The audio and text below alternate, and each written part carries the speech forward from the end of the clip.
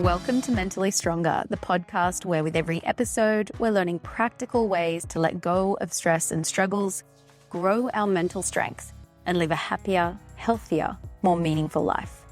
I'm your host, Melly O'Brien, co-founder of mindfulness.com and creator of mindfulness-based mental strength training. I'm so glad to have you with me. Let's dive in to today's episode.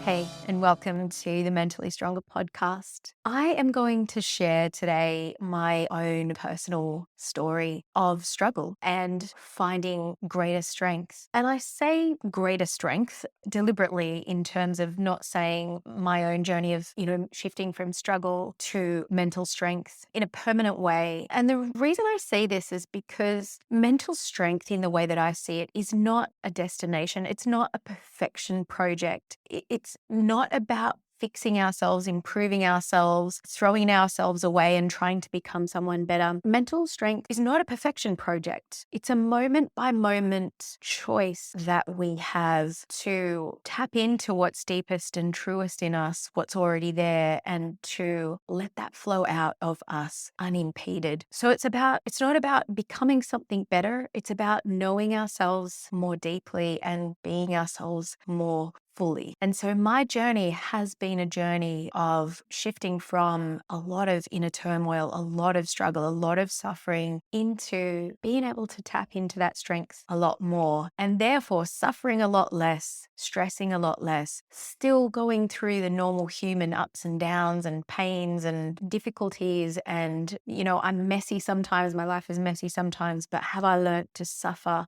a lot less and have a lot less stress in my life and tap into a source of strength that I never knew that I had? Yeah, that has been my journey. And I'd love to share a little bit about that with you today. In many ways, I had a very idyllic childhood. I grew up in Mullumbimby, which was kind of like the epicenter of hippie culture in Australia in the 70s. And my childhood was in many ways quite idyllic. I grew up riding horses with my brothers. I was swimming in the creek with my friends, picking fruit off the trees. It was in many ways really a wonderful childhood, really connected to nature, really connected to community. And despite that, though, there was some trauma from my childhood that just kept pulling me down into a lot of suffering, self-hatred, depression, anxiety. And I developed an eating disorder by the age of 17. And it was also at the age of 17 when I hit a crisis point. My suffering got so deep and so consuming that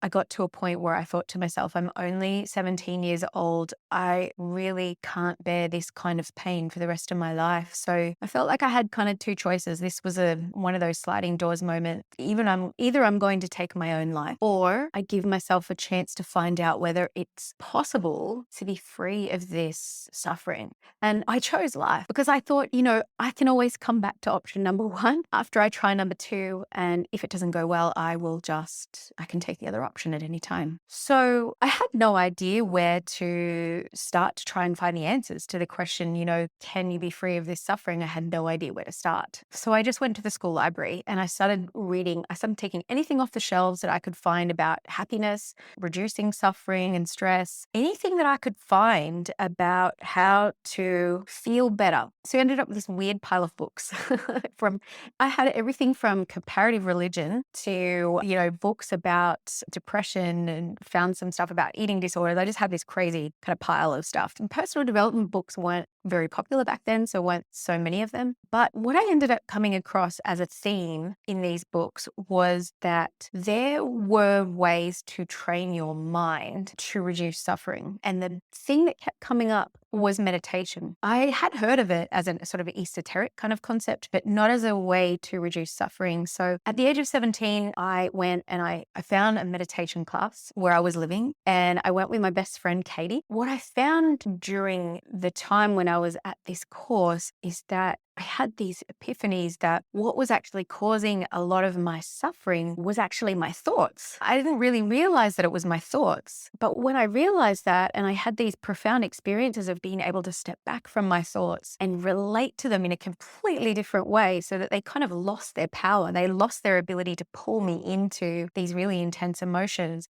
And I got really excited and I got really empowered because I suddenly realized I had a lot more control over my situation than I thought. So, what happened from there was I threw my energy, my time, my commitment at seeing what was possible in terms of transformation by doing these practices. And I began to learn more and more. And it would be fair to say that in a very, very short amount of time, about a year and a half, there was such a radical change in the state of my mind. And that all flowed out into the quality of my life, the people I surrounded myself with, the work that I was doing, how I related to my family, what I thought was possible for my life, the states of being that I would dwell in. It was such a huge transformation that my life would never be the same. And I grew more and more over the following years as I devoted more and more time to this. It really became my passion and the central axis of my life. So in my late 20s, I kind of had this realization that other people didn't have these skills that I learned.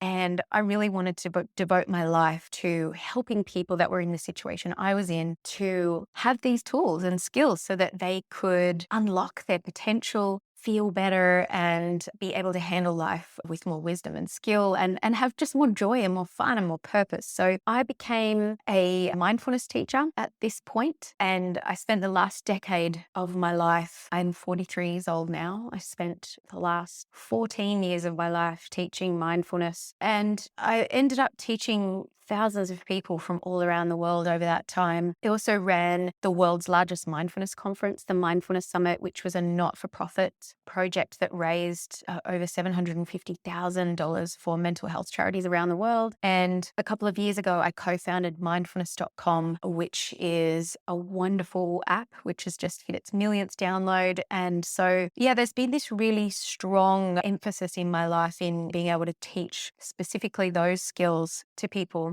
However, the world has been changing a lot during the time, especially the last 3 years. Well, the last 3 years for us collectively has been incredibly challenging. The last 6 years for me has been personally very challenging as well. And so my own personal challenges mixed with the sort of background scenario of what's happening in our world really led me over the past 5 years to get very, very interested in how do we stay mentally strong during difficult times. Mindfulness is a part of it. However, I started to teach more and more mindfulness blended with emotional intelligence skills to meet the times that people were living in, that we are living in. And also after going through my own a series of personal difficulties, including the breakup of an 18-year relationship, a chronic illness that was very, very difficult for me, and some other difficulties that I felt like I went through a period where lots of things were just very, very challenging. I had a falling out with a friend, which really broke my heart as well. It was one of the most difficult things I've ever been through, probably even more difficult than the ending of my 18-year relationship. It really challenged me and it really forced me to draw on every single skill that I'd learnt to get through it and come out the other side doing well. So my interest really started to turn towards how do we stay strong during difficult times, and I ended up creating a 4-step framework that helps us move through difficult times in a way that is resilient, healthy, connected to meaning and purpose, and where we come out the other side stronger, wiser, more skillful than we've ever been before. And that became my fascination of the last couple of years, and the focus of my current career path is sharing what I call mindfulness-based mental strength training. So that's what I'm up to now in the world. And my big vision is that if we can unlock the best in human potential, I believe that we can collaborate together as a global community to come together to solve the world's most meaningful problems and usher in a new age of more harmonious, more sustainable, and more peaceful and connected living. So this is a little bit about my background story and where I'm at now. And maybe just to wrap up, there's a couple of things that I really want to share that I've learned along the way that have been the big things that have really changed the way that I focus my energy in life and have made some of the biggest differences in my life. The first thing of two realizations that I would like to share today is that happiness is a skill. This was a huge realization for me on my own path. So happiness, the actual research on happiness goes very counter to the messaging that we get in our mainstream culture. Mainstream culture promotes a lot of messages to us that we should focus on the external circumstances of our lives in order to be happy. However, the biggest research project that's ever been done on what it is that makes human beings most happy. This was done at Harvard by a researcher called Matt Killingsworth and his team. Biggest study on human happiness that's ever been done, and also backed up results from other studies in the past, showed that what makes a human being most happy is not the big achievement, not the perfect relationship, not the car, not the boat, not the dream life, the big money. What makes human beings most happy is when their mind is fully present in the moment and not wandering. This is a huge, empowering and inspiring realization to me, because it means that we have a lot more power over our happiness than we ever thought, than we're being told by popular culture. And it's through training our minds that we can grow happiness within us and also carry it with us wherever we go through the ups and downs of life. It's an incredible and empowering realization. The other thing that I think is one of the most important realizations on the path to mental strength is that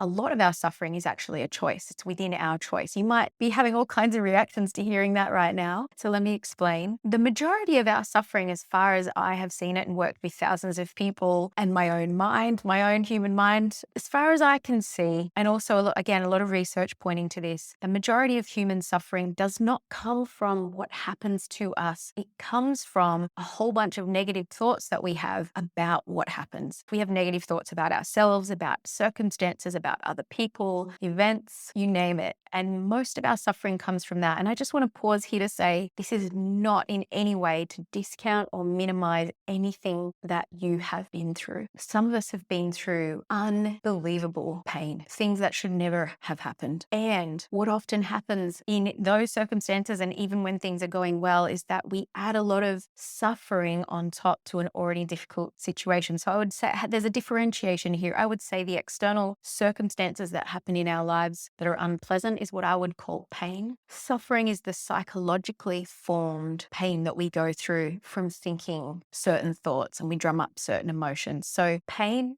in life, they say, is inevitable. Suffering is actually optional. We do have a choice. And I've made that choice for myself over and over and over again in my life. So I can speak from firsthand experience here. We have a lot more power over our state of being than most of us realize. Even in the midst of incredibly difficult circumstances, we have a lot more power and a lot more ability to embody empowered states of being, resilient states of being, strong states of being, much more so than what we think. Again, I find this incredibly empowering.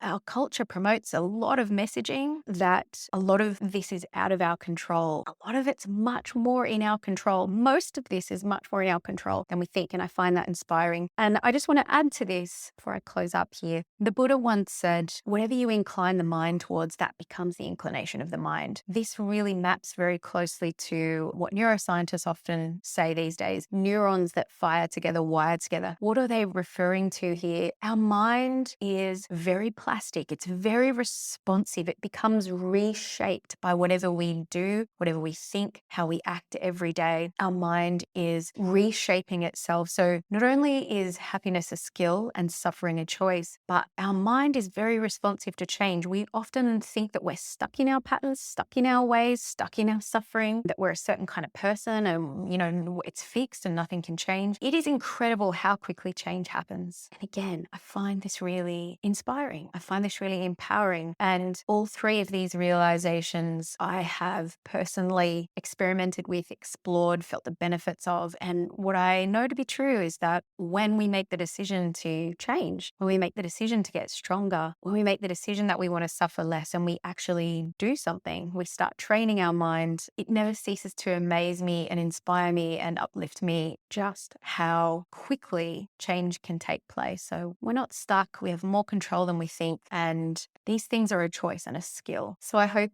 something in my story is of benefit to you. And I hope that you can maybe take these realizations away with you that happiness is a skill, suffering is a choice, and we have a lot more control over ourselves than we think, and apply them in your life. Experiment with them. Make the choices that lead to less suffering, that lead to more happiness. And if you want to learn a little bit more about how to train your mind, I'd love to support you. Come over to my website. I got lots of free resources and a free masterclass coming up really soon that could help you to get a little bit stronger, bit by bit, day by day. Take care and stay strong.